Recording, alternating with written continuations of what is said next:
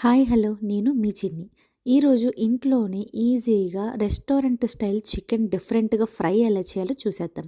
దానికోసం chicken best piece అయితే తీసుకున్న వాటిని ఇలా సన్నగా పొడుగ్గా కట్ చేసి పక్కన పెట్టుకున్న.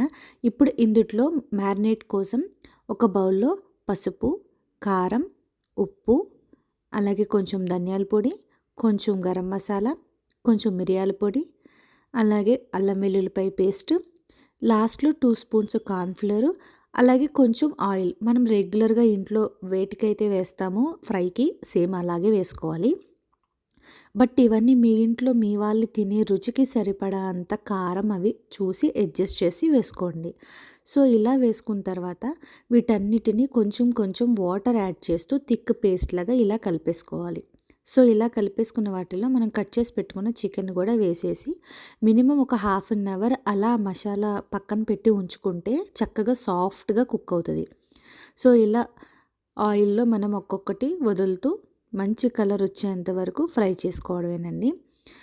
నార్మల్‌గా ఇలానే ఎందుకు నేను చికెన్‌ని కట్ చేసుకున్నానంటే, మనం హోటల్‌లో మెజెస్టిక్ అని, 555 అని ఇలా సన్నగా సేమ్ వీళ్ళు అలాగే కట్ చేసి చేస్తారు కదా! వై నాట్ మనం ఎందుకు ట్రై చేయకూడదు అని నేను ట్రై చేశాననమాట. సో, ఇలా మనం ఫ్రై చేసేటప్పుడు ఒక చిన్న టిప్ అనమాట. అది ఫిష్ అయినా లేదా నార్మల్ చికెన్ పకోడీ అయినా వేగుతున్నప్పుడు ఇలా కరివేపాకు కనుక వేస్తే ఆ నీసు వాసన అనేది అస్సలు చికెన్‌కి పట్టదండి. సో, నేను ఇలా మొత్తాన్ని ఇలా ఫ్రై చేసుకున్నాను.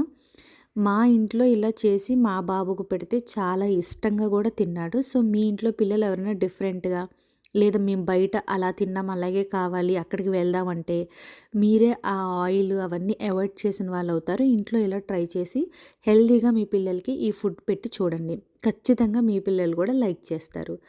సో, ఇంకేంటి ఇలా ఫ్రై చేసేసుకున్న వాటిని ఒక ఆనియన్ పెట్టుకొని సర్వ్ చేసుకొని ఫాస్ట్‌గా వేడిగా తినేయండి.